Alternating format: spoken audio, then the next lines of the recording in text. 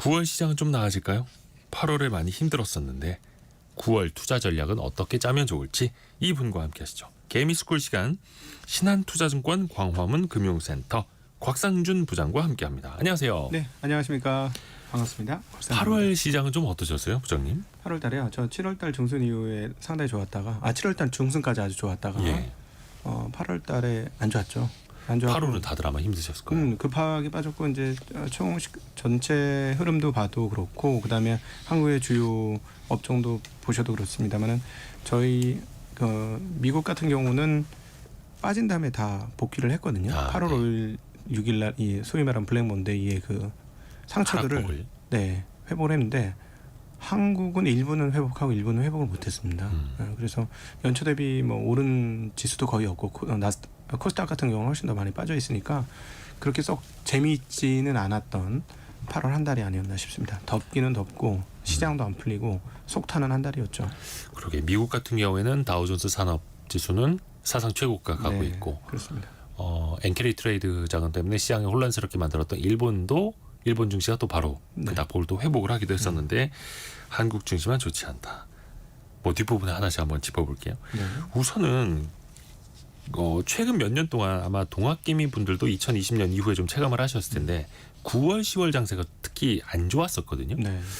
어떨까? 이게 어떤 뭐 추석 전에 어떤 또 연휴도 길다 보니까 현금을 또 마련하고자 하는 니즈가 있을 수도 있겠고 9월 시장은 어떻게 전통적으로 안 좋았습니까? 한국은 추석 전에 제 기억으로는 네. 뭐 정확하지 않은 제 기억으로는 안 좋았던 적이 많은 것 같습니다. 그러니까 아무래도 말씀하셨던 대로 추석 때 돈을 꽤나 써야 되지 않습니까? 그런 것도 있고. 그러면 이제 돈이 뭐 다른데 여유가 많으면 상관이 없는데 다른데 여유가 없으면은 집 팔아서 추석 자금 낼 수는 없잖아요. 그러니까 유동성이 제일 뛰어난 주식시장에서 돈을 좀 확보하려고 하는 그런 흐름들이 좀 있었던 것 같아요. 그래서 9월 달은 대체적으로 제 기억으로는 그렇게 많이 좋았던 적보다는 그냥 별로였다 이랬던 적이 많았던 것 같고 최근 또 몇 년은 그랬고 미국 시장도 최근 몇 년은 그런데 사실 이게 그렇게 유효하진 않습니다. 왜냐하면 미국 시장 100년의 역사를 놓고 보면 한 55% 안 좋고 45% 괜찮았어요. 그러니까는 아주 유효하지는 않다. 예. 근데 오히려 이제 미국 같은 경우는 저거는 봐야 되겠죠. 추수감사절 이전인 10월 달에 한국과 같이 추석 전에 돈 빼는 수요가 얼마나 될 거냐. 근데 그 부분은 분명히 좀 있는 것 같아요. 그러니까 자기가 이제 일부 자금만 투자를 하는 경우도 있지만 일부 자금만 투자를 했다고 할지라도 수익이 많이 나고 하면 이거 추석이라든가 추수감사절 때 이걸로 선물비 좀 써야 되겠네 이런 생각을 할 수 있으니까요. 네. 그런 부분은 분명히 이제 유동성 전체 흐름에서는 주식시장에 좋은 뉴스는 아니다라고 볼 수 있겠어요. 아하. 그 9월이 왔습니다. 날은 시원해지는데 증시는 이제 답답했던 그런 시절은 이제 좀 빨리 지나가야 될 텐데요. 또 하나가 그 9월 잠깐 이야기를 해주셨는데 미국 대선이 치러지는 해에 9월 수익률이 평소보다 더 나빴다라는 통계도 있더라고요. 사전에 좋았을 경우는 좀 조심을 해야 할 것 같아요. 네, 그러니까는 대선에 대한 기대감들이 작동을 하다가 대선이 점차 가까워지면 수익 실현하는 욕구들은 분명히 있을 것 같습니다. 올해도 사실 너무너무 좋았지 않습니까? 네. 올해는 뭐 더할 수 없이 좋았어요. 그러니까 대선이라는 대형 이벤트를 앞두고 이 이벤트 이후에 무슨 일이 어떻게 벌어질지 어떤 사람이 대선에서 당선이 될지 그리고 또 그럼 정책이 어떻게 바뀔지 이런 거 잘 모르지 않습니까? 네. 트럼프가 됐을 때 아니면 해리스가 됐을 때 과연 정책이 어떤 식으로 변경이 될 건가에 대한 불안감들이 투자자들이 충분히 가질 수 있는 대목이 아닌가 싶습니다. 그런 것들. 그러니까 만약 그렇게 된다면 뭐 나쁘지도 않았겠고 지금까지 수익을 가지고 있으면 사전에 좀 수익 실현하는 욕구들은 충분히 돌아가지 않겠느냐. 그리고 올해 같은 경우는 특별히 사전에 많이 올랐었기 때문에 네. 그런 흐름 한번 감안해야 할 것 같고 또 하나 이제 8월 달에 이제 휴가 다녀왔지 않습니까? 뜨거울 때는 정신이 없었는데 찬바람이 드니까는 이제 정신이 이제 차려지는 흐름이 나왔죠. 그러면은 우리가 지금까지 했던 게 잘한 거야? 하는 생각을 한번 하겠죠. 특별히 미국 시장 같은 경우는 네. 가격이 많이 높아요. 10년 역사적 평균 대비로 가격이 굉장히 높은 편입니다. 근데 그러면 금리는 낮나? 아니 금리도 높습니다. 여기서 저는 하나 주목해야 될 점은 뭐냐면 지난 2분기에 우리가 금리 인하할 것을 기대하면서 주가를 상당히 많이 올렸거든요. 네. S&P 같은 경우는 37번인가 신고가를 냈으니까 굉장히 많이 올 들어서 그 뜨거웠는데 그 뜨거운 것 중에 상당 부분 금리 인하가 반영된 거 아닌가라는 생각이 들고 그렇다면 이제 휴가 다녀와서 생각을 해보건데 금리 인하는 반영을 어느 정도 했고 그다음 대선이 있고 대선 이후에 무슨 일이 있을까 이런 생각을 하면 지금 최고로 좋은 수익 구간에서 수익을 실현하지 말라는 거였죠. 그리고 또 하나는 우리가 이제 경기가 계속 조금 이따 다시 한번 이 얘기는 구체적으로 좀 더 하겠습니다만은 AI가 좋을 거라고 해서 열심히 달렸는데 네. 이제 고민이 좀 생기기 시작하는 거예요. 충분히 달린 것 같은데 얼마나 더 좋아질 것인가. 여기 대한 것도 생각이 이제 갈라지기 시작한다. 투자자들끼리. 네, 그렇게 볼 수 있을 것 같아요. 그 AI 말씀하셔서 말인데 AI 뭐 대장주는 누가 뭐라고 해도 엔비디아 아닙니까? 그런데 지난주 엔비디아가 실적 발표한 이후에 또 크게 출렁이기도 했습니다. 네. 뭐 시간에 거래해서 6% 이상 빠지기도 했었고 그 다음 날 거래해서 또 그게 반영이 됐고 근데 그 다다음 날은 좀 더 이제 회복하는 모습도 나타났고 이게 참 갑론을박이 많더라고요. 엔비디아 주가를 놓고. 네. 주가에 대해서는 갑론을박 할 만하고요. 네. 그 기업의 그동안에 해왔던 바와 실적에 대해서는 그렇게 논할 바가 많지 않은 것 같습니다. 이건 무슨 말이냐면 네. 기업은 자기 길을 가고 있어요. 잘 가고 있습니다. 네네. 이번 실적 보고 깜짝 놀랐어요. 야, 이렇게 또 실적을 이렇게도 잘 낼 수 있구나. 도대체 몇 분기째 이렇게 실적을 잘 낼 수 있는 기업이 있다니 참 놀랍다. 이렇게 생각이 들거든요. 네. 그래서 그 사람들이 막 얘기할 때 이걸 가지고 실적이 나쁘다 그러면 어떡하냐. 이렇게 실적을 잘 내는 회사를 네. 전년 동기 대비면 한 150%씩 매출이 늘고 전기 대비로도 한 10몇 %씩 계속 느는 이런 기업들을 어떻게 나쁘다고 표현할 수 있느냐. 나쁜 거 아니다. 그럼 뭐 때문에 문제냐? 저는 이렇게 생각합니다. 시가총액이 너무 커요. 시가총액이 2등이잖아요. 뭐 2등, 3등 왔다 갔다 하죠. 네. 전 세계에서 1등도 잠깐 했었고 네네. 2등, 3등 지금 주거니 받거니 마이크로소프트하고 그러는데 생각을 해보십시오. 시가총액이 세계에서 탑인 회사가 네. 세계 경기하고 상관없이 혼자만 잘 간다는 게 맞을까요? 장기적으로 봤을 때? 힘든 일인데 지금까지는 그걸 해내고 있었고. 예. 왜 그러냐면 신기술이 세상을 바꿀 거라는 믿음 때문에 그랬죠. 그렇죠. 근데 그게 시가총액이 작았을 때는 그 기대를 주가에 반영해도 돼요. 근데 지금은 시가총액이 전 세계에서 제일 큰 회사 중에 하나입니다. 근데 이런 회사가 신기술로 세상을 온통 바꿀 거야. 근데 그 바꿀지 여부는 좀 지켜봐야 돼. 이런 상황이죠. 그러니까 이 정도면 세상을 바꾸는 기업인 거예요. 네. 근데 이제 일반인들이 느끼는 수준의 세상이 바뀐 이건 무슨 말이냐면 우리가 경험했죠. 스마트폰 나오고 한 2년 지나서 세상이 다 바뀌었다는 게 느껴졌죠. 그렇죠. 처음에는 그 전철에서 사람들이 뭐 이렇게 책을 안 읽고 스마트폰 보는 친구들이 꽤 많네 이러면서 경악을 했던 것도 있어요. 지식인들이 이게 뭐냐 왜 스마트폰 보고 있냐. 근데 요즘은 지식인들도 다 스마트폰 보고 있잖아요. 그렇죠. 전철에서. 그러니까 그만큼 시대가 바뀐 거잖아요.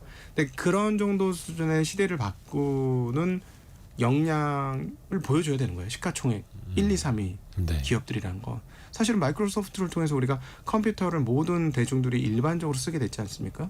그리고 애플을 통해서 모든 사람이 스마트폰을 쓰게 된 것이고 네. 그렇다면 엔비디아를 통해서 모든 사람들이 AI를 쓰고 있어야 되는 거예요. 될 것 같습니다. 근데 지금은 아니잖아요. 네. 근데 시가총액 이미 다 왔잖아요. 네. 그러니까 이 부분에 대해서 투자자들과 기술자들의 생각이 갈라질 수밖에 없어요. 제가 보기에는. 그렇죠. 아무래도 이제 시장 또 주가는 뭐 그걸 몇 년치 먼저 반영할 수도 있는 거니까요. 네. 그러니까 지금 실적이 나쁘냐? 이 회사가 지난 실적을 근거로 앞으로 한 1년 후의 실적을 계산을 해보면 1년 실적 대비 주가가 한 38배 내외쯤 돼요. 지금. 네. 과거에 이 회사는 훨씬 더 높은 이익 대비 배수를 받았어요. 네. 근데 지금 이렇게 많이 내려왔다는 건 뭐냐면 회사가 성장했다는 거고 38배라고 해도 이미 미국 시장 평균이 한 2배예요. 지금도 네. 여전히 시장보다는 2배 빠르게 성장할 거라는 걸 가격에 매겨 놓고 있는 거거든요. 그러니까 이게 조금 애매한 겁니다. 여기서 더 높은 가격으로 올라가려면 시장 대비 뭐 2.5배, 3배 정도 더 빠르게 성장할 거라는 건데 이미 거두고 있는 수익 규모가 어마무시하기 때문에 여기서 더 되려면 세계 경제가 벌떡 일어나야 돼요. 제가 보기엔 AI로 벌떡 일어나야 돼요. 네. 근데 제가 보기엔 거기까지 시차가 좀 필요하다. 될 수 있지만 향후에 그렇게 될 수도 있지만 지금 당장은 아니니 그런 고민을 투자자가 할 수밖에 없는 시점에 도달했다. 개인적으로는 이렇게 생각하고 있습니다.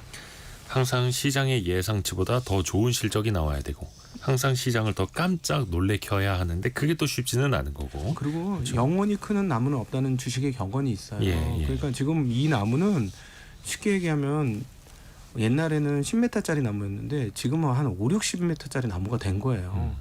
여기서 갑자기 순식간에 100m, 200m로 못 자랍니다. 나라가. 그러니까 그거는 투자자들이 꼭 감안을 하셔야 되는 부분이 아닐까 싶습니다. 근데 또 직접적으로 엔비디아 같은 이제 AI 주식 투자하시는 분들도 많이 계시는데 국내 시장에서는 엔비디아랑 삼성전자, 하이닉스 같은 반도체 주식이 굉장히 밀접하게 투자 심리가 연관이 되지 않습니까? 네. 특히 8월에는 외국인이 삼성전자랑 하이닉스 많이 팔았더라고요. 맞습니다. 순매도 1, 2위 종목이었는데 그 배경은 뭘까요? 그러니까는 그 반도체에 대한 앞서 말씀드렸듯이 기술자들과 투자자들의 생각이 갈라졌다. 예. 왜냐하면 처음에 여기까지 올 때는 기술자들이 이게 미래야라고 얘기하고 있거든요. 기술자들은 지금도 이게 미래야라고 얘기해요. 역시 그거는 AI. 예, 거기서는 구글의 실적 발표라든가 마이크로소프트의 실적 발표 때 CEO들이 한 얘기를 보면 그걸 알 수 있어요. 네. 예, 뭐 이미 들어서 잘 아시겠습니다만 과소 투자보다는 과잉 투자가 더 안전하다. 이렇게 표현을 했습니다. 지금 여기서 투자 안 하면 무슨 생각을 하고 있냐면 이 사람들 대기업 지금 시가총액 상위 전 세계 탑 10을 한번 뽑아보면 두 가지 회사, 즉 그 아람코하고 버크셔 해서웨이 두 개 빼면은 전부 다 IT 기업이에요. 다 빅테크 기업들이죠. 예. 그 IT 기업들이 왜 그 1990년대 중반까지만 해도 없었어요. 안 들어갔어요. 네. 예, 마이크로소프트가 이제 90년대 중후반에 들어왔고 그 외에는 하나도 없었거든요. 근데 왜 얘네들이 이렇게 다 탑 10을 다 차지를 했느냐? 이건 결국은 IT에 의한 특별히 인터넷 세상 그다음 거기에 따라서 거기에 잘 적응했고 거기에서 매출을 만들어낸 회사가 되었기 때문에 이렇게 된 거잖아요. 네. 그러니까 이 사람들 기준으로 보면 AI가 딱 그런 것 같은 거죠. 그래서 여기서 투자 잘못하면 우리는 도태되는 정도가 아니라 회사가 없어질 수도 있어. 이런 격심한 그 고민을 하고 있는 거죠. 실제로 많은 뭐 여러분 뭐 저 제 나이 또래 분들 아시겠습니다만 사실 지금 인터넷 검색 시장에서 아마 한 20년 전에는 넷스케이프 이런 게 아마 잘 될 거라고 생각했을 거예요. 야후, 그죠. 야후, 라이코스 등등 네. 많았죠. 많았죠. 추억의 포털 사이트. 네, 다 없어졌잖아요. 예. 그 한국만 지금 네이버 이런 거 잘 버티고 있는 거고 좀 없어진 거니까 그 사람들 입장에서는 당연히 앞으로 AI 준비 못하면 우리 없어질 수도 있어. 그 큰 회사가 이런 걱정을 하니까 계속 고고해요. 이럴 회사의 수밖에 없고. 존폐가 걸린 예. 문제인데 이걸 어떻게 속도 조절하느냐 이런 예. 거네요. 그렇죠. 근데 투자자들 입장에서는 맞아.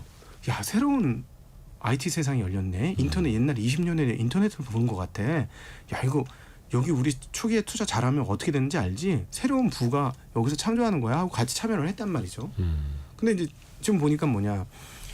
예를 들어 챗GPT라든가 다양한 것들 있잖아요. 뭐 퍼플렉서티라든가 몇 가지가 있는데 AI 서비스들. 예, 서비스들 지금 쓰고 있는 사람 지금 이게 이제 앱으로 다 실용적인 앱으로 지금 들어가고 있는 과정이긴 한데 소비자화되지는 아직 않았어요. 그러니까 소비자화된 AI 툴들을 지금 얼마나 쓰고 있냐 보면 트래픽이 오히려 떨어져요. 지금 사람들이 더 덜 써요. 지금 덜 쓴다. 예, 오픈 AI에서 하는 것들이라든가 뭐 그다음에 제미나이 이런 것들을 처음에는 신기해서 막 쓰다가 네네. 지금은 이게 계속 늘어나는 게 아니라 그냥 정체예요. 아, 그러니까 투자자들 입장에서는 뭐지? 돈은 쓰는데 리턴은 안 되네. 그러니까 한 달에 29,000원씩 내고 있는데 그다지 내가 매일 안 쓰게 되네, 막 이렇게 되는 거예요. 그것도 있고 내가 투자를 했으면 뭔가 보여야 되잖아요. 네네네. 내가 지금 1년은 참았어. 그래 2년까지 참겠어. 그럼 뭐 나한테 돌려줘야 될 거 아니야 투자한 금액을. 근데 이제 과소 투자보다 과잉 투자가 더 안전하다고? 그럼 계속 투자를 할 건데 너희들 실적 좀 보자. 어때? 봤더니 주당 이익이 안 늘어요. 투자는 하고 있는데 주당 이익이 안 늘어요. 아직 그러니까 리턴이 AI 없는 서비스로 거예요. 돈을 못 벌고 있고. 예, 그런 상황이니까 투자자들은 고민이 생긴 거죠. 그래서 제가 말씀드리는 바는 투자자들과 기술자들이 지금 좀 갈라진 거다. 누가 더 맞을지는 지나가봐야 알겠습니다만은 이 소위 말하는 기술자들은 미래를 보는 또 해안에 있으니까 아마 이런 세계는 꼭 열리지 않겠는가, 시간 문제지, 이런 생각을 하고 있습니다.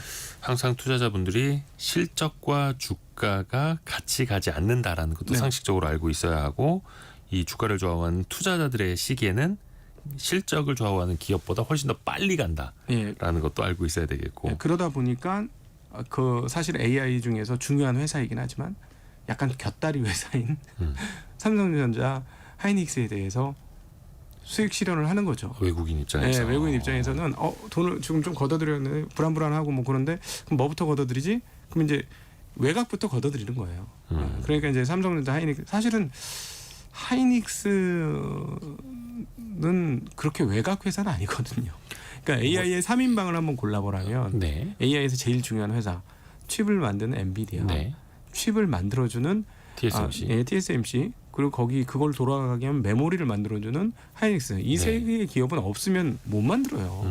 근데 너무 좀 그런 평가를 하고 있는 것 같고 또 하나는 뭐냐면 과거에 이제 좀 전망을 잘 맞췄던 특별히 반도체 전망을 반도체 겨울이 온다 해갖고 에이 설마 했던 22년도에 네. 그 얘기를 했는데 에이 설마 했다가 진짜 겨울이 왔거든요. 그게 누구냐면 모건 스탠리의 보고서였어요. 네. 이 모건 스탠리 보고서가 그렇게 하고 그다음에 이제 봄이 찾아왔다 또 이런 식으로 했는데 진짜로 봄이 왔어요. 근데 이번에 또 피크아웃을 준비하라는 보고서를 또 냈습니다. 얼마 전에 나왔죠. 예, 그러니까 투자자들이 거기에 위축이 되는 거죠. 야, 고점도 잘 맞추고 저점도 잘 맞췄던 애들이 또 고점이라네. 뭐 이런 생각이죠. 근데 이번에 이제 여러분 기억하셔야 될 게 뭐냐면 지난번 고점일 때는 대만의 유통사들도 고점이라고 얘기했어요. 그때 트랜스포스나 이런 데서. 근데 이번에는 얘네들하고 입장이 달라졌습니다. 그래요? 네, 그래서 이거 어떻게 될지 잘 몰라요. 근데 이제 8월달 수출입 동향을 한번 살펴보니까 반도체 성장률은 좀 꺾이기 시작합니다. 성장률이 좀 둔화된다는 거죠. 예. 근데 성장하고 있어요. 있어요. 뭐 50% 성장하는 게 이제 30% 중반 전년 대비. 근데 전년의 기저 효과라고 해서 전년도도 이제 지금 때부터는 회복이 시작된 거거든요. 네. 그러니까 그런 기저 효과는 좀 있었기 때문에 이거를 단순히 그렇게 보기에는 좀 그런데 그럼에도 불구하고 8월 역대 반도체 수출 최고를 찍었어요. 119억 달러. 잘하고 있거든요. 네. 근데 지금 이 그 애널리스트들은 뭐라고 하냐면 지금 좋은데 곧 꺾여. 근데 그게 이제 통한 거예요. 투자자 입장에서 예전에도 맞췄으니까 그래 꺾이겠군. 근데 이건 뚜껑 열어서 가봐야 알아요. 근데 저건 있습니다. 이제 그 더 이상 성장률이 좀 올라가지는 못하는 부분은 조금 나오는 것 같고 그럼에도 불구하고 TSMC의 공정 진척률 그러니까 설비 증설 이라든가 하이닉스의 그 동안의 그 말했던 태도 이런 것들을 모두 감안해 보면 내년도 상반기까지는 안 줄 것 같아요. 안 줄 것 같은데 우리가 21년, 22년 그 과정에서 너무 세게 당했습니다. 그렇죠. 그러니까 뭐 영업이익이 10분의 1 토막 나는 수준이었거든요. 그러니까 엄청난 영업이익을 내다가 그러니까 3년, 22년 후반 3년 초반에 반영이 됐습니다만 적자가 나버렸어요. 네. 그러니까 반도체는 특별히 메모리 반도체는 이 고저차가 너무 크니 사이클이 크죠. 네, 그러니까 이 고점에서 못 빠져나오는 순간 큰일 난다. 이 생각을 하고 조금 먼저 빠져나오는 게 있는 것 같아요. 그게 또 학습 효과가 생기니까. 예. 근데 그거를 잘 보장은 못하겠다. 장담도 못하겠고. 왜냐하면 하이닉스는 23년도 상반기까지는 좋다고 분명히 얘기한 상태고 근데 지금부터 지금 주가는 빼고 있는 건데 1년 앞서서 그러니까 회사 입장에서 보면은 우린 내년 상반기까지도 주문이 많이 들어와 있고 내년에도 좋을 것 같아요라고 보는데 주가는 항상 또 앞서가니까 앞서갈 먼저 또 수는 떨어지고 있는데 있는 거죠. 저의 근본적 의문은 이겁니다. 25년도 하반기에 그럼 엄청나게 떨어져? 그거 보장할 수 있어? 난 모르겠는데. 저는 이거예요. 그러니까 26년도에 떨어져? 근데 뭐 우리가 22년도 후반 23년도 경험한 것처럼 적자로 떨어져? 과연? 정말? 잘 모르겠는데. 잘 모르겠어요, 진짜. 그 세상이 어떻게 펼쳐질지 모르겠습니다만 여기에서 이제 변수 하나가 이번에 이제 9월 9일 날 애플이 자기네 신제품 발표하잖아요. 네네네. 아이폰하고 뭐 몇 가지 제품 아이폰 16 발표하는데 여기서 이제 소위 말하는 애플 AI는 애플 인텔리전스를 어떻게 발표할 것이냐 여부 그리고 또 이것이 실용화가 돼가지고 한 연말쯤에 사람들이 야 이거 쓰기 편해. 옛날 거보다 훨씬 편해졌어. 이렇게 느끼면 사람들의 교체 수요가 터질 겁니다. 만약에 교체 수요가 연말기에 터져서 뭐 이제 크리스마스 때 막 엄청나게 많이 팔리고 그 모자라 갖고 내년까지도 많이 팔리고 막 이렇게 되면 메모리 증량폭이 꽤 돼요. 메모리를 지금 서버 시장이나 AI 서버는 약간 도매단인데 큰 장치를 만드는 클라우드 서버 같은 데서 만드는 거기서 엄청난 수요가 있긴 합니다만 수량적으로 엄청난 수요가 있는 거는 핸드폰이에요. 근데 핸드폰의 교체 수요가 터지면 이것이 늘어나는데 지금 애플이 밝힌 바로는 과거 대비 보통 한 3-40% 이상 메모리를 증량시킵니다. 네. 근데 애플에서 이렇게 하면 안드로이드 따라할 거고요. 원래 애플이 메모리 반도체를 굉장히 적게 넣기로 유명하잖아요. 유명하죠. 지금도 6GB 네. 이렇게 쓰고 있으니까 이게 근데 8은 12로 이렇게 증가됩니다. 물량이 꽤 많이 늘어요. 그러면 만약 이렇게 되면 다른 안드로이드 폰도 이게 AI가 장사가 되네 이러면서 AI 쪽으로 더 천착을 할 것이고 그럼 메모리 사용량도 엄청나게 늘 겁니다. 그러면 25년이 고점이라고 얘기하기는 좀 애매하기도 하고 또 하나 25년도 고점이 예상보다 훨씬 높은 지점에서 고점이 만들어질 수 있어요. 그럼 지금부터의 조정이 적당한가 되게 애매해지는 거죠. 그러게요. 참 어렵습니다. 근데 또 반대로 외국인이 파는 반도체 주식을 개인 투자자들이 또 최근에 많이 사고 있어서 네. 요 부분도 일단 요거는 이제 결과를 봐야 되지 않겠습니까? 가봐야만 아는 거고. 미국 반도체 이야기 대부분 초점은 뭐 엔비디아나 AI 빅테크들에 맞춰져 있는데 인텔의 주가 변동폭이 어마어마합니다. 네. 전통적인 강자 인텔. 최근에 주가가 거의 뭐 반토막 나다시피 쭉 장기간 흘러내리다가 지난주 후반에 하루 만에 10% 급등을 하기도 했어요. 네네. 좀 달라집니까 인텔에?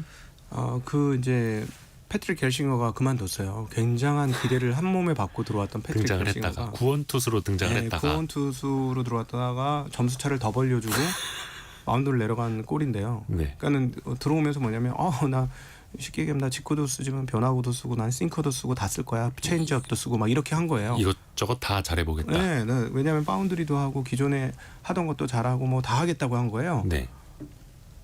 근데 돈을 하나도 못 버는 거예요. 돈은 쓰기는 썼고. 그래서 실적 발표하고 나서 굉장히 창피했었나 봐요. 그만두더라고요.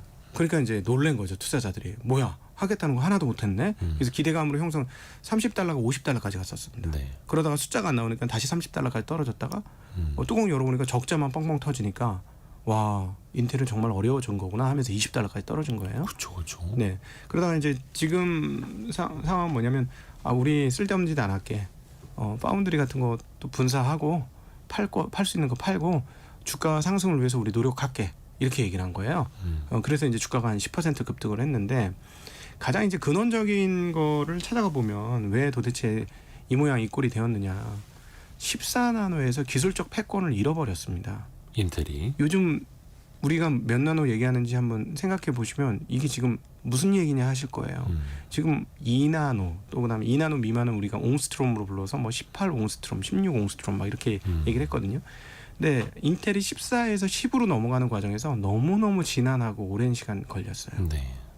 그러면서 모든 과거에 지금의 AI 서버 말고 옛날 서버는 데이터 센터 서버입니다. 그냥 데이터를 축적해 놓는. 그렇기 때문에 거기서는 CPU가 굉장히 중요했어요. 네네. 그렇죠. 그 CPU의 90% 장악을 인텔이 하고 있었거든요. 근데 그걸 못 만드니까 점점 시장을 뺏기기 시작한 거죠. 그렇죠. 그러던 참에 뭐라 그럴까요? 완전한 카운터로 한 대 맞은 거예요. 왜냐하면 엔비디아가 들어오면서 최근에 서버 단에서의 뭐라 그럴까요? 그 CPU 또는 GPU 점유율을 보면 역전됐습니다. GPU 점유율이 훨씬 더 커졌어요. 그러니까 CPU가 옛날 기술처럼 이렇게 역사의 뒤안길로 흘러간 것처럼 그렇게 점유율이 꺾여버렸어요. 그러니까 이번 2분기에 그 인텔이 어떻게 됐냐면 시장에서 밀리지 않으려고 매출은 지켰거든요. 네. 이익이 근데 하나도 안 난 거예요. 그 말인즉슨 그냥 떠리로 판매했다는 거죠. 싸게 많이 팔았다. 예, 떠리로 판매한 거예요. 시장 점유율을 안 잃기 위해서 고육지책인 거죠. 그거는 결국은 지금 보면 지난 몇 년간 지난번 팻겔싱어 이전 CEO 때부터 했던 기술 패권을 잃었던 게 현실화된 거고 그걸 패트릭 결싱어가 와서 역전할 거라고 생각했던 기대감이 모두 무산됐기 때문에 이렇게 된 거고요. 그러면은 CPU가 중요하지 않아요. CPU 계속 중요해요. 근데 문제는 뭐냐면 이렇게 그 엔비디아나 이런 업체들이 이제 덩치가 커지면서 자기네가 직접 CPU 만들겠다고 하는 거죠. 그래서 여기서 더 밀리면 아직까지는 PC, 노트북, 그다음 과거 클라이언트 서버, 그러니까 클라우드 서버에서는 압도적인 점유율을 갖고 있는 회사가 분명히 맞습니다. 네. 그리고 중요한 부분 중에 하나는 지정학적으로 중요한 회사예요. 미국이 중국하고 이렇게 패권 전쟁하는 것 중에 하나는 기술 패권 문제가 제일 심하고 기술 패권 문제에서 가장 첨단으로 중요한 건 반도체예요. 그런 측면에서 보면 미국은 TSMC 즉 대만에서 자기네 반도체를 계속 만드는 이 상황들이 마음 편하진 않을 겁니다. 네. 그래서 분명히 인텔에서 하고 싶을 거고요. 그래서 인텔이 그것들을 받아 먹으면서 보조금 주세요. 우리가 다 해드릴게요. 했는데 그렇죠. 1년 반 지나고 하나도 한 게 없는 거예요. 미국 정부가 얼마 전에도 발표했습니다만 가장 큰 보조금을 받는 게 인텔 파운드리였잖아요. 네. 근데 그 결과치가 지금 안 나오니까 주가가 이렇게 소위 말하는 떡락을 한 건데 모르겠습니다. 그 과거에 저 여력이 있는 네. 기술력이 있는 회사인데 뭔가 회사에 조금 문제가 있는 건 분명히 맞는 것 같아요. 저희가 이제 올해 상반기에 삼성전자가 왜 잘 못하는지 궁금하다, 안타깝다 그쵸. 이런 얘기 참 많이 했었는데 특히 HBM에서. 삼성보다 훨씬 상황이 나쁜 게 지금 인텔인 것 같습니다. 그러니까 아까도 이제 빅테크들이 AI 투자를 멈추지 않는 그리고 오히려 속도 조절도 하지 않고 과잉 투자하는 게 과소 투자하는 것보다 낫다라고 하면서 계속 급발진을 하는 이야기도 해주셨는데 특히 반도체 분야에서도 한 번 밀리면 어떻게 되는지 이게 그렇죠. 진짜 따라가기 힘들다라는 걸 인텔이 뭐 이게 몸소 보여준다라고 표현하면 좀 그렇습니다만 인텔이 재밌습니다. 보여주고 있는 거죠. 재밌습니다. 이게 신제품 딱 출시하면요 구제품이 되는 거예요. 다음 세대로 가 있어. 이미 예를 들어 10세대 10나노 제품을 딱 하고 만들었어요. 13세대, 14세대 CPU를 딱 만들었어요. 근데 이미 다른 회사는 다른 거 만든 거 그 다음 세대. 이게 안 팔리는 거죠. 그렇죠. 네. 그러니까 이거 신제품 만들었는데 신제품이 구닥다리 제품이 된 거예요. 계속 이것들이 지금 반복되고 있는 거죠. 그래서 올해 15세대에서 정말 파격적인 무언가를 주면, 그러니까 딱 깊이 논의할 필요도 없습니다. 딱 게이머들이 노트북에 장착하거나 CPU에 장착했는데 이거 너무 좋아. 후기 올라오면 여러 어떤 거보다 좋아. 이런 얘기 나오면 인텔 부활할 겁니다. 근데 그걸 못 해주면 부활 못 해요. 근데 한국 사용 후기 보시면 제일 정확하실 거예요. 한국 사람들이 제일 정확해요. 이 부분에 대해서. 빠르죠. 진짜 빠르고 진짜 정확합니다. 한국의 일반적인 그 게이머들 또는 이런 거 사용해서 사용 후기 올리시는 유튜버들 이런 거 확인하시면 제일 정확하게 확인될 겁니다. 인텔은 또 지난주 후반에 파운드리 그러니까 반도체 제조 부문을 이제 분할 혹은 뭐 매각 가능성까지 나오면서 또 주가가 반등을 했던데 어떻게 보면 그냥 이거 따로 해라 혹은 하지 마라 이런 걸 또 시장이 원할 수도 있을까요? 네, 파운드리는 미국 정부에서는 분명히 안에 넣고 싶을 거예요.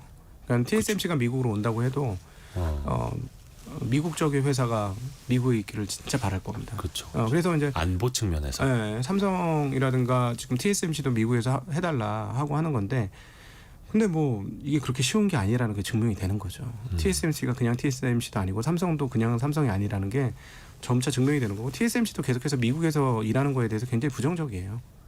예, 그러니까 기술 패권이 효율이 안 나오니까 미국에서 왜 이렇게 갔느냐 보면. 네. 참 재밌는데 이게 이제 세상의 미래를 인재가 만든다는 거하고 또 같이 겹치는 얘기인데, 미국의 인재들은 어디 갈 것 같습니까? 소프트웨어 만든 데 가요. 아하, 제조보다는 예. 반도체도 제조보다는 설계 쪽으로. 예, 설계 쪽으로 가고 다 소프트웨어 쪽으로 가요. 왜냐하면 그쪽이 또 임금도 높고 그렇게 되는 거예요. 이게 조금 어려운 일인 거죠. 약간 뭐라 그럴까, 계속 실행하고 실습하고 이 과정들을 겪어야 되니까 미국의 인재들이 이쪽으로 안 가는 거예요. 그러니까 미국은 설계, 아시아는 제조 이거였는데 예. 그걸 이제 미국에서도 제조까지 하겠다. 근데 잘은 되질 않고. 왜냐하면 임금이 훨씬 높아져야 되는데 임금 이거 이렇게 높여줘가지고는 안 되는 거죠. 사실상 인텔이 이쪽 파운드리에서 경쟁하려면 누구하고 경쟁해요? TSMC, 삼성전자하고 경쟁해야 되는데 그러면 임금을 훨씬 많이 주고 데리고 와야 되는데 과연 미국의 인재들이 그렇게 돈을 줄 수 있으며 그리고 인재들이 올 것이냐? 그건 의문이란 거예요. TSMC하고 삼성전자하고 전혀 차원이 다른 거죠. 지금. 증시각도기 곽상준 부장과 이야기를 함께 하고 있고요. 계속해서 이야기 이어가기 전에 라디오 정보센터 가서 중간에 뉴스 한번 또 정리해서 들어보시죠. 개미스쿨 시간 신한투자증권 광화문 금융센터 증시각도기 곽상준 부장과 이야기 함께 하고 있습니다. 부장님. 네.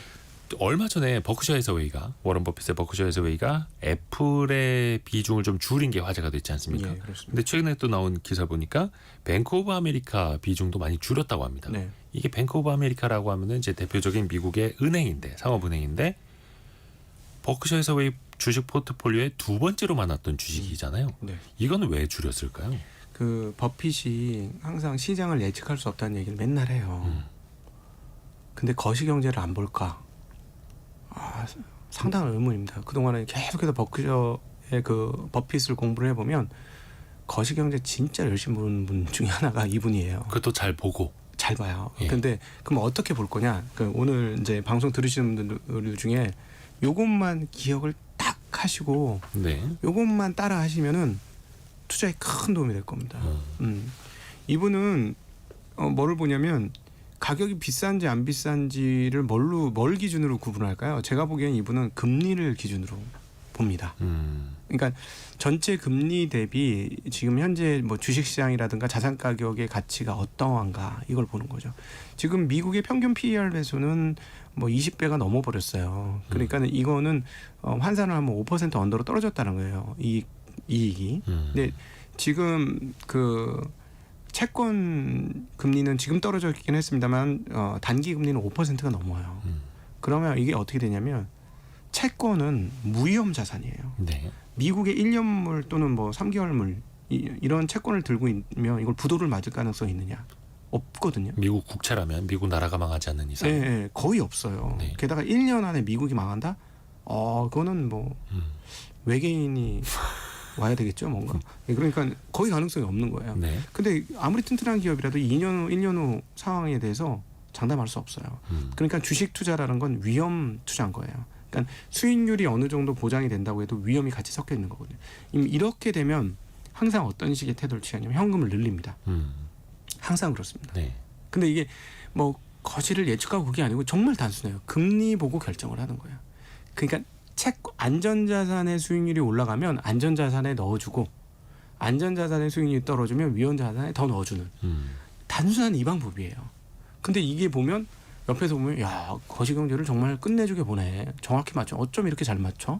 이런 생각이 들게 만들어주는 거죠. 네. 근데 일반 투자자들은 이거 거의 안 봅니다. 왜냐하면 주식 투자를 할 때 내가 장기적으로 10년간 꾸준히 연평균 한 7, 8% 수익 나면 좋겠어. 이러고 들어오시는 분 제가 본 적이 없어요. 대부분 6개월에 2배는 먹어야죠. 이러면서 들어온단 말이죠. 그죠. 그거 그렇게 되면은 이게 급하게 무언가를 하려고 하면 결과가 절대 좋지 않습니다. 그리고 심지어 요즘 난 잠깐 단타로 좀 돈 좀 먹었으면 좋겠어요. 이러고 들어오시는 분들이 있어요. 절대 안 된다는 게 수백억짜리 컴퓨터 시스템을 가지고 그 단타 여러분이 치는 단타를 뺏어 먹으려고 준비하고 있는 투기 세력들이 또 엄청나게 많습니다. 그렇죠. 뭐 이름 들어보셨던 회사면 시타델 뭐 이런 회사들이 있거든요. 얘네들은요 거래소하고 자기네 서버하고의 거리를 최단 거리로 위치시켜놔요. 왜냐하면 1,000초를 분할해서 1초를 1,000 분할해서 쓴다. 이 개념이 맞거든요. 초고빈도 매매. 네. 네. 그러니까 이 기계들한테는요 1초가 아니에요. 1초가 우리의 1,000초나 마찬가지예요. 우리가 주문을 예를 들어서 뭐 한꺼번에 10건을 넣었다. 한 건인 경우는 별로 그런 게 없지만 10건을 넣었다 이러면 이게 시차를 두고 들어갈 거 아니에요. 네. 예를 들어 0.1초, 0.2초 안에. 근데 얘네는 1,000분할했다. 0.1초가 얘네한테는 100초인 거예요. 하나 첫 번째 2-3건이 확인이 되면 물량이 계속 들어오네. 그러면 이거 우리가 잘라 먹으면 되겠다고 잘라 먹어요. 그러니까 그 개인 투자자분들한테 진짜 말씀드리고 싶은 건 단타 매매로 여러 번 싸운다는 건 뭐냐면 철갑을 누른 기사하고 갖고 와서 막대기 하나 들고 싸우는 거랑 똑같아요. 그래서 결코 어렵습니다. 그러면 여러분들 어떻게 해서 주식시장에서 좋은 결과를 얻느냐? 버핏처럼 하시면 돼요. 예. 그러니까 시중의 금리가 안전자산 금리가 높으면 안전자산으로 돈을 더 넣어주시고 반면에 시중의 안전자산 금리가 떨어지게 되면 반대쪽 포션을 더 넣어주시고 이런 식의 방법들을 계속 하시면 좋을 것 같고 이 방법으로 세계 최대 거부가 된 거예요. 공격적인 투자 하나도 안 하고. 네. 그리고 또 뭐 하나만 더 노하우를 말씀드리면 절대 미래 성장이 화려한 회사에 투자하지 않습니다. 절대 그런 회사 투자 안 하고요. 어떤 회사 투자를 하냐면 돈을 현재 잘 벌고 있는 회사만 투자합니다. 그렇죠. 예, 절대적이에요 이게. 그러니까 뭔가 불확실한 거를 이제 예측하기보다는 현재 잘 펼쳐지고 있는 것을 따라가는. 네, 그렇게 해서 하니까 뭐가 생겼느냐? 마음이 편한 거예요. 나는 그리고 중요한 건 이 사람은 꼭 기억하셔야 되는 게 떨어지는 게 기쁜 사람이야. 여러분이 좋은 투자자가 되려면 떨어지는 걸 기뻐하셔야 돼요. 더 싸게 살 수 있으니. 예, 맞습니다. 더 싸게 살 수 있으니 더 비싸게 사는 건 나한테 좋지 않은 거예요. 그러니까 버핏의 그 어록 비슷한 그 투자자 서한 같은 거를 보면 우리는 파는 거는 그렇게 개의치 않는다. 내가 얼마나 싸게 사느냐 그게 나한테는 중요하다. 이 얘기하거든요. 싸게 사는 게 중요하다. 예, 싸게 사는 게 중요하지 얼마에 파는 건 별로 중요하지 않다. 우리는 적절하게만 팔면 된다. 그리고 고점에서 팔 필요도 없다. 이렇게 얘기하거든요. 자, 그러니까 이렇게 하니까 어떻게 되냐면 세상 마음 편하게 투자하는 거예요. 그렇죠. 이분이 하루에 콜라를 4개 먹어요. 4개. 네 캔. 예, 그 작은 거 4캔을 먹어요. 네. 94살이세요. 네, 네. 이해가 되시나요? 얼마 전에 생신도 있었죠. 예. 이게 이해가 되냐고요. 이게 이해가 안 되잖아요. 근데 왜 되느냐? 이분에 제가 굉장히 관심이 많아요. 이분이 어떻게 이렇게 장수하느냐. 네, 네. 일단 투자를 그런 식으로 하니까 스트레스가 1도 없어요. 게다가 즐거워. 시간이 되면 돈을 벌어줘 기업들이. 왜냐하면 난 싸게 샀으니까. 기다리기만 하면 올라와. 싸게 샀으니까. 그렇게 투자를 하고 그 다음에 이제 잠도 잘 자요. 마음 편하니까. 나 이거 투자 잘못해서 어떡하지 하고 잠결에 악몽에 시달리거나 벌떡 일어나거나 이런 일이 전혀 없어요. 맞아요. 잘 잡니다 길게. 그러니까 이렇게 롱런하는 거죠. 콜라 햄버거만 먹고. 사족을 좀 붙이자면 필립 피셔도 그렇고 앙드레 코스톨라니도 그렇고 가치 투자자들이 장수한 케이스가 굉장히 많습니다. 네. 마음 편한 투자. 예. 그래서 꼭 저기 제가 현장에 있어 보면 이 부동산을 사실 때는 좀 길게 보셔요. 근데 이 주식을 살 때는 꼭 3개월, 6개월만 보시더라고요. 그렇게 하면 안 됩니다. 그래서 하나 중요한 아주 좋은 팁을 하나 드릴게요. 네. 여러분 백화점 갈 때 언제 백화점을 자주 가십니까? 세일할 때. 세일할 때. 세일할 때 하셔야 돼요. 세일할 때 네. 시장으로 들어오시라. 예, 세일할 때 평소에 보던 나 이거 사고 싶은데 너무 비싼데 좀 세일 근데 세일도 20%짜리가 있고 30%짜리가 있고 50%짜리가 있어요. 네. 그 세일을 잘 이용하십시오. 그러면 여러분들이 주식 투자에서 발 뻗고 좋은 결과가 있을 겁니다. 근데 대부분 가격만 봅니다. 제가 이 말씀을 세일하는데 이제 공포에 질리죠.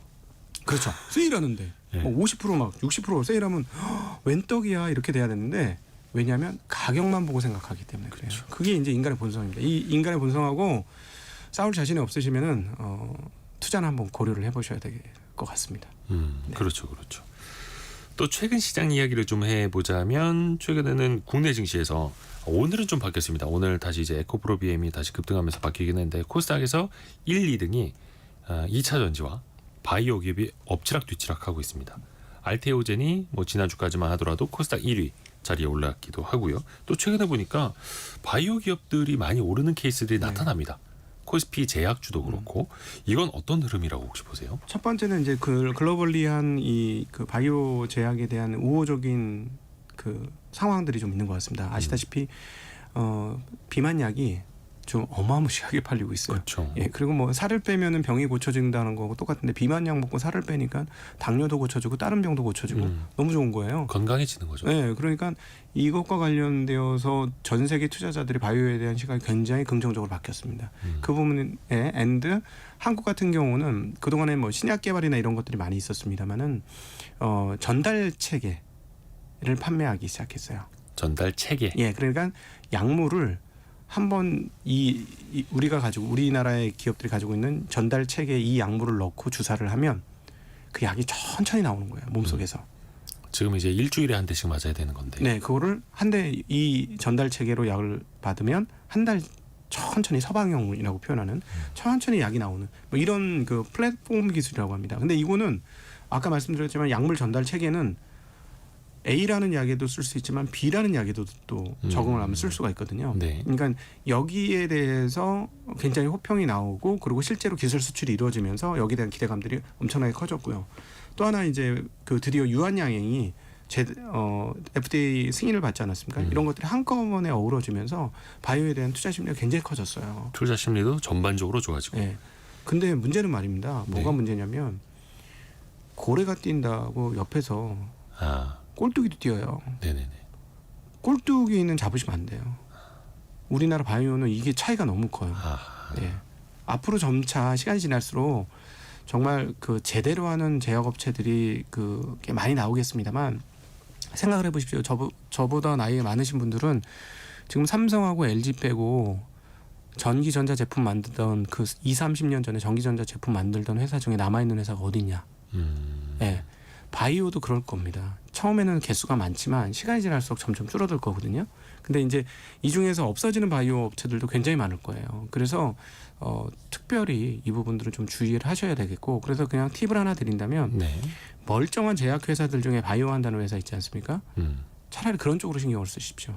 아, 예, 왜냐하면 이 회사들은 멀쩡한 제약에서 돈을 벌잖아요. 그게 적자가 안 나요.